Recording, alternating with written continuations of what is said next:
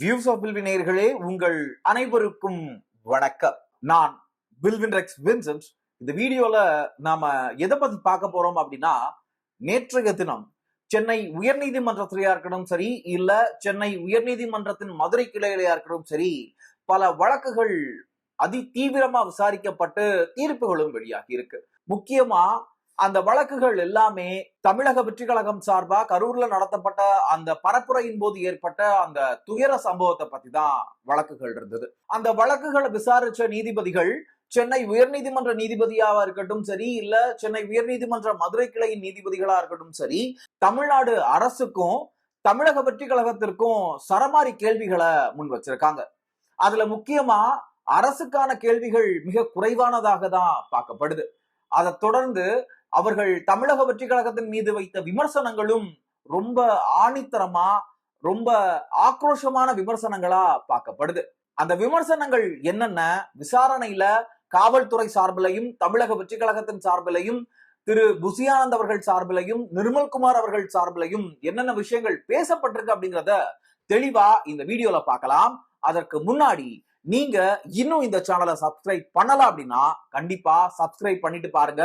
அப்படின்னாதான் நான் கொடுக்கிற இந்த மாதிரியான அப்டேட்ஸ் உடனுக்குடன் உங்களை வந்து சேரும். வாங்க வீடியோக்குள்ள போகலாம்.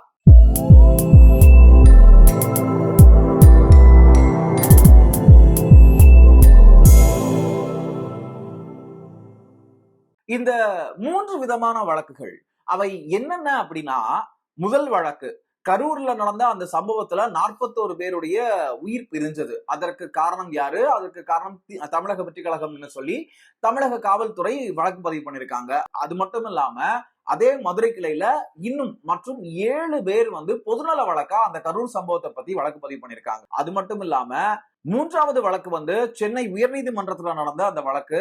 அந்த வழக்கு என்ன எதுக்காக அப்படின்னா, ஆதவர்ஜுனா அவர்களுடைய அந்த எக்ஸ் தள பதிவு.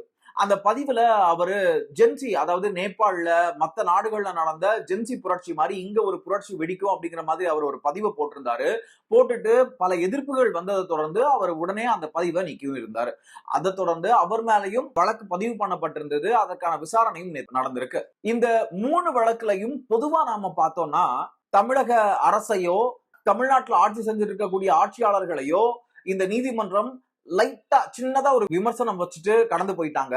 ஆனா தமிழக வெற்றி கழகத்தினுடைய தலைவரையா இருக்கட்டும் சரி, இல்ல 2ஆம் கட்ட தலைவர்களையா இருக்கட்டும் சரி, அவர்கள் நேரடியா தாக்குதல் நடத்தியிருக்காங்க. இதன் மூலமா ஒரு சில கேள்விகள் நம்ம மக்கள் கிட்ட எழுது. என்ன அப்படின்னா, ஒருவேளை இந்த நீதிபதிகளும் தமிழக அரசுக்கு கீழே தான் வேலை பார்க்கறாங்களோ, திமுகவின் கைகூலிகளா இருக்க வாய்ப்புகள் இருக்கோ அப்படிங்கிற மாதிரியான கேள்விகளை மக்கள் நிறைய பேர், அதுவும் குறிப்பா தமிழக வெற்றி கழகத்தின் தொண்டர்கள் பல பேர் கேட்கிறத நம்மளால பார்க்க முடியுது. முதல்ல சென்னை ஹைகோர்ட் மதுரை பெஞ்ச்ல என்னென்ன வழக்குகள் இருந்தது அப்படிங்கிறத பார்த்தோம் இல்லையா? அதுல அந்த கரூர் சம்பவத்தை தொடர்ந்து புசியானந்த் அவர்கள் மேலையும் நிர்மல்குமார் அவர்கள் மேலையும் வழக்குகள் போடப்பட்டது. அந்த வழக்குகளுக்காக நேத்து காலையில இருந்து ஈவினிங் வரைக்கும் வெயிட் பண்ணி அதுக்கப்புறம் தான் இந்த வழக்குக்கான தீர்ப்பு கொடுக்கப்படுது. அதுல என்ன சொல்றாங்க அப்படின்னா, இந்த முன்ஜாமீன் மனுவை நாங்க தள்ளுபடி பண்றோம் அப்படிங்கிற மாதிரி ஒரு தீர்ப்பை அந்த மதுரை ஹைகோர்ட் கொடுத்திருந்தாங்க. அதை தொடர்ந்து இந்த வழக்கு விசாரணைகள் இருக்கு இல்லையா, அந்த 7 வழக்குகள் பொதுநல வழக்குகள்லையும் காரசாரமான பல விவாதங்கள் நடந்ததா சொல்லப்பட்டுச்சு.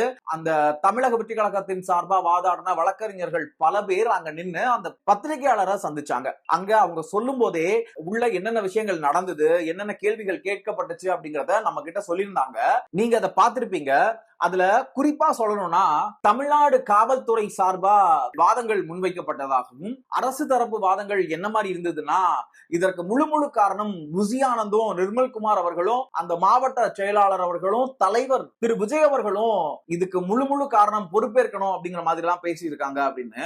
ஆனா அதற்கு எதிர்வினை ஆற்ற மாதிரி தமிழக வெற்றி கழகத்தின் வழக்கறிஞர்களா இருக்கட்டும் சரி, வாதாடும் போது என்ன சொல்லியிருக்காங்க அப்படின்னா, சரிங்க, நாங்க 10,000 பேருக்கு பெர்மிஷன் வாங்கணும், அந்த 10,000 பேரை தாண்டி வராங்க அப்படின்னா இதை தடுக்கக்கூடிய அந்த அதிகாரம் யாருக்கு இருக்கு? நாங்க போய் பொதுமக்களை தடுக்க முடியுமா? நாங்க எங்க கட்சிக்காரங்களை தடுக்க முடியும், எங்களுடைய நிர்வாகிகளை தடுக்க முடியும். அதை தாண்டி பொதுமக்கள் கிட்ட போய் நீங்க வரக்கூடாதுன்னு எங்களால சொல்ல முடியாது. எங்களுக்கு அந்த மக்கள் வேணும், கூப்பிட்டு வச்சு அவங்களை எதை கொலை பண்ண நினைப்பாங்களா அப்படின்னு புசியானந்த் தரப்பு வழக்கறிஞர்கள் இந்த வாதத்தை முன் வச்சிருக்காங்க. அது மட்டும் இல்லாம நீதிபதிகள் என்னென்ன கேள்விகள் தமிழக அரசுக்கு கேட்டிருக்காங்க அப்படின்னா, தேசிய நெடுஞ்சாலைகளா இருக்கட்டும் சரி, இல்ல மாநில நெடுஞ்சாலைகளா இருக்கட்டும் சரி, அந்த நெடுஞ்சாலைகளுக்கு பக்கத்துல எப்படி நீங்க ஒரு பொதுக்கூட்டமோ இல்ல பரப்புரையோ நடத்த நீங்க பெர்மிஷன் கொடுக்குறீங்க, இனிமே இந்த மாதிரியான பெர்மிஷன்ஸ் எங்கேயுமே கொடுக்க கூடாது அப்படிங்கிற ஒரு நிர்பந்தத்தையும் தமிழக அரசுக்கு நீதிபதிகள் கொடுத்திருக்காங்க.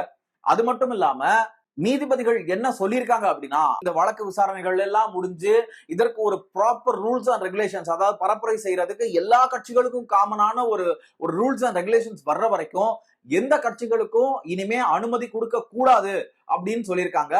இன்னும் குறிப்பிட்டு ஒரு விஷயத்தை மென்ஷன் பண்றாங்க. என்ன அப்படின்னா, இதற்கு முன்னாடி பெர்மிஷன் வாங்கி வச்சிருக்கிற அரசியல் கட்சிகள் நீங்க பண்ணிக்கலாம் அப்படிங்கிற மாதிரி ஒரு விஷயத்த சொல்லியிருக்காங்க. திமுக என்ன தில்லுமுள்ளு வேணாலும் பண்ணி ஏற்கனவே நாங்க பெர்மிஷன் வாங்கிட்டோம் அப்படின்னு சொல்லி அவங்க இந்த தேர்தல் வர்ற வரைக்குமே அவங்களுடைய கூட்டங்களை நடத்த அவங்களுக்கு பெர்மிஷன் இருக்குங்கிற மாதிரி காட்டினா, மத்த அரசியல் கட்சிகள் இங்க எந்த பெர்மிஷனும் இல்லாம எப்படி பண்ண முடியும்? இந்த ஒரு ரூல்ஸ் அண்ட் ரெகுலேஷன்ஸ் ஃபார்ம் பண்றாங்க இல்லையா, அதையுமே கொஞ்சம் சீக்கிரம் பண்ணணும்னு பொதுமக்களா இருக்கட்டும் சரி, இல்ல தமிழக வெற்றி கழகத்தின் தொண்டர்களா இருக்கட்டும் சரி, அவங்க சொல்லியிருக்காங்க. அதாவது தமிழக வெற்றி கழகத்தின் 2ஆம் கட்ட தலைவர்களா இருக்கக்கூடிய ஆதவர்ஜுனவா இருக்கட்டும் சரி, இல்ல புசியானந்தா இருக்கட்டும் சரி, நிர்மல்குமாரா இருக்கட்டும் சரி, இவங்களுக்கான முன்ஜாமீன் மனுக்கள் எல்லாமே நிராகரிக்கப்பட்டிருக்கு அப்படிங்கிறது ஒரு மிகப்பெரிய ஷாக்கிங்கான நியூஸா இருந்தாலும், ஆதவர்ஜுனா அவர்களுடைய வழக்கு சென்னை உயர்நீதிமன்றத்துல விசாரணைக்கு வந்தது. சென்னை உயர்நீதிமன்றத்தின் நீதிபதி காட்டமான பல கருத்துக்களை பதிவு பண்ணியிருக்காரு. ஆதவர்ஜுனாவுடைய பின்புலம் என்ன, அவரு ஒரு புரட்சியை ஏற்படுத்துற விதமா அங்க பேசியிருக்காரு, அவருடைய பின்புலம் என்ன, யார் அவரை பின்னால இருந்து இயக்குறாங்க, இவரோட மோட்டோ தான் என்ன அப்படிங்கறத விசாரிங்க, அவங்க மேல ஏன் இன்னும் வழக்கு பதிவு பண்ணப்படல, ஏன் தமிழக வெற்றி கழகத்தின் தலைவர் திரு விஜய் அவர்கள் மேல கரூர் சம்பவத்தை தொடர்ந்து அவங்க மேல வழக்கு பதிவு பண்ணப்படல அப்படிங்கிற மாதிரியான கேள்விகளை சென்னை உயர்நீதிமன்ற நீதிபதி முன் வச்சிருக்காரு. அது மட்டும் இல்லாம மதுரை உயர்நீதிமன்ற கிளையின் நீதிபதிகள் அவங்களுமே தமிழக வெற்றி கழகத்தின் தலைவர் திரு விஜய் அவர்களை பயங்கரமா விமர்சனம் செஞ்சிருக்காங்க. அது என்ன, எந்த மாதிரியான விமர்சனம் அப்படின்னா, தமிழக வெற்றி கழகத்தின் தலைவர் திரு விஜய் அவர்களுக்கு தலைமை பண்பே இல்ல, எப்படி அங்க கரூர்ல 41 உயிர்கள் பிரிஞ்ச நேரத்துல அவர் அங்க இருந்திருக்கணும், அவரோ இல்ல 2ஆம் கட்ட தலைவர்களோ அங்க இருந்திருக்கணும், ஆனா உங்களை தாண்டி மற்ற கட்சிகளுடைய வாலண்டியர்ஸ் எல்லாருமே அங்க நிக்கிறாங்க, உதவிக்கு நிக்கிறாங்க, ஆனா தமிழக வெற்றி கழகத்தில இருந்து ஒருத்தர் கூட அங்க இல்லையே, இது எந்த விதத்துல நியாயம்? ஒரு மனிதாபிமானம், குறைந்தபட்ச மனிதாபிமானம் கூட இல்லாம நீங்க எப்படி செயல்படுறீங்க அப்படிங்கிற மாதிரியான சரமாரி கேள்விகளை தமிழக வெற்றி கழகத்தின் மீதும் தமிழக வெற்றி கழகத்தின் தலைவர் திரு விஜய் அவர்கள் மீதும் வச்சிருக்காங்க. இதெல்லாம் பாக்குறப்போ பயாஸ்டா இருக்கா அப்படிங்கிற கேள்வி எல்லாருக்குமே வருது இல்லையா? அந்த பயாஸ்டா இருக்கா அப்படிங்கிற கேள்விக்கான பதிலும் மதுரை உயர்நீதிமன்ற கிளை ஒரு சிறப்பு புலனாய்வு குழுவை அமைச்சிருக்காங்க. SIT, ஸ்பெஷல் இன்வெஸ்டிகேஷன் டீம் அமைச்சிருக்காங்க. அதுவும் யார் தலைமையில அப்படின்னா, அஸ்ரா கார்க் அப்படிங்கிற மதுரை மண்டல காவல்துறை உயர் அதிகாரி அவருடைய தலைமையில தான் இந்த ஸ்பெஷல் இன்வெஸ்டிகேஷன் டீம் ஃபார்ம் பண்ணிருக்காங்க. இவரை பத்தி சொல்லணும் அப்படின்னா, இவர் ஒரு நேர்மையான அதிகாரி அப்படிங்கிற பேரை மதுரை மக்கள் கிட்ட மதுரை மண்ணுல வாங்கியிருக்காரு. அது மட்டும் இல்லாம இவருடைய விசாரணை வளையத்துக்குள்ள யாரு வந்தாலும் என்ன உண்மை, எது நியாயம் அப்படிங்கிறத தெளிவா எடுத்து வைக்கக்கூடிய நபர் அப்படிங்கிற மாதிரியும் சொல்லப்படுது. ஆகையால இவருடைய இந்த விசாரணை அறிக்கை வரும்போது இதுல எது உண்மைகள், இல்ல காவல்துறையோ இல்ல நீதித்துறையும் திமுகவுக்கு கைக்கூலியா மாறிட்டாங்களா அப்படிங்கிற அந்த கேள்விக்கான பதிலும் நமக்கு கிடைக்கும் அப்படின்னு நான் நம்புறேன். டிவிகேவை பொறுத்த வரைக்கும் தமிழக வெற்றி கழகத்தின் தலைவர் திரு விஜய் அவர்களா இருக்கட்டும் சரி, இல்ல 2ஆம் கட்ட தலைவர்களா இருக்கட்டும் சரி, அவங்க எல்லாருமே எதிர்பார்த்த மாதிரி வழக்குகள் பதியப்பட்ட நபர்களுக்கு முன்ஜாமீன் கிடைக்காததுமே ஒரு பெரிய பின்னடைவா பார்க்கப்படுது. அது மட்டும் இல்லாம 2 உயர்நீதிமன்ற, அதாவது சென்னை உயர்நீதிமன்றங்களா இருக்கட்டும் சரி, இல்ல மதுரை உயர்நீதிமன்ற கிளையாளா இருக்கட்டும் சரி, அங்க இருக்கக்கூடிய நீதிபதிகள் தமிழக வெற்றி கழகம் மேலையும் தமிழக வெற்றி கழகத்தின் தலைவர் திரு விஜய் அவர்கள் மேலையும் இந்த மாதிரியான குற்றச்சாட்டுகளை முன் வச்சிருக்கதும் ஒரு மிகப்பெரிய தாக்கத்தை தமிழக வெற்றி கழகத்தின் அரசியல் பயணத்திலையும் அவங்களுடைய அரசியல் எதிர்காலத்திலையும் ஒரு ஏற்படுத்தலாம் அப்படிங்கிற மாதிரியான கருத்துக்களும் பதியப்பட்டு வருது. ஆனா ஒரு விஷயம் மட்டும் நமக்கு தெளிவா புரியுது, இனிமே இந்த மாதிரியான கூட்டங்களுக்கா இருக்கட்டும் சரி, இல்ல இந்த மாதிரியான பரப்புரைகளுக்கா இருக்கட்டும் சரி, ஒரு ப்ராப்பரான ரூல்ஸ் அண்ட் ரெகுலேஷன்ஸ் ஃபார்ம் பண்ணப்படும். அந்த ஃபார்ம் பண்ணப்பட்ட ரூல்ஸ் அண்ட் ரெகுலேஷன்ஸை அனைத்து கட்சிகளும் ஃபாலோ பண்ணணும் அப்படிங்கிற அந்த பிரஷர் ஏற்படும் அப்படிங்கிறது மட்டும் நமக்கு தெரியுது.